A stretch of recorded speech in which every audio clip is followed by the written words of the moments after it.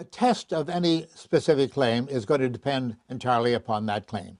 If you say you can speak to dead people, I've got a whole load of questions I would like to ask certain dead people, answers to which I already have. And the dead people, since they're dead, I don't believe they've got the answers any longer. But if you want to call them up and ask them the questions and come up with the right answer, hey, you could win the $1 million.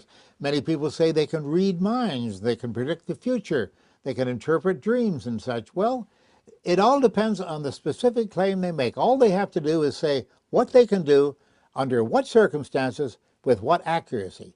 And some people have taken literally years. One fellow, a PhD in California, took 4.5 years to answer those 3 questions. And finally, when we got ready to enter into tests with him of remote viewing, as he called it, and he actually gave courses in this at the university in California, he suddenly changed his email address and his telephone number. We haven't been able to reach him since. Isn't that strange?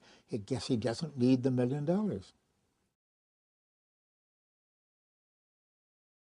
I'd like to say that there has been one particular difficult one, but no, they've all been so easy.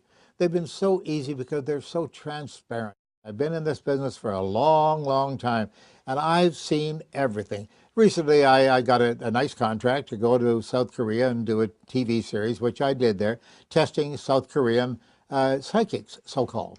And they told me before I left, they said, oh, Mr. Randi, you've signed the contract now, so I guess we should tell you, we've got psychics in South Korea that you've never seen before.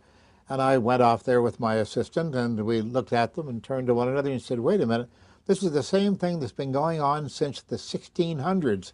It's in all the books. It's exactly the same thing.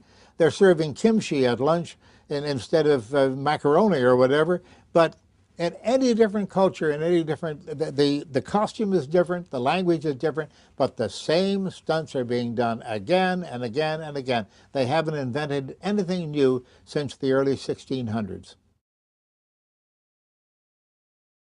Well, you'd have to ask a psychologist and perhaps a few psychiatrists that question, because technically I can't answer that question. But I will tell you, I suspect strongly that people need to have some more romance in their lives. After all, look at the average kid who is male or female who is raised by his parents to believe that he or she will have children, and you'll have a wife or a husband, and they'll be absolutely ideal people, and everything will go. You'll be a doctor or a lawyer, you'll be very wealthy, have a beautiful home. It doesn't work out that way all the time. In fact, it seldom works out that way.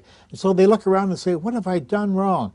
And if somebody runs an ad on television saying, oh, I can solve your problems, I can give you guidance to the future, and I can look into the crystal ball or read the tarot cards or whatever, they may tend to fall for that sort of thing, because they say, they wouldn't say that if it weren't true. Oh, yes, they would.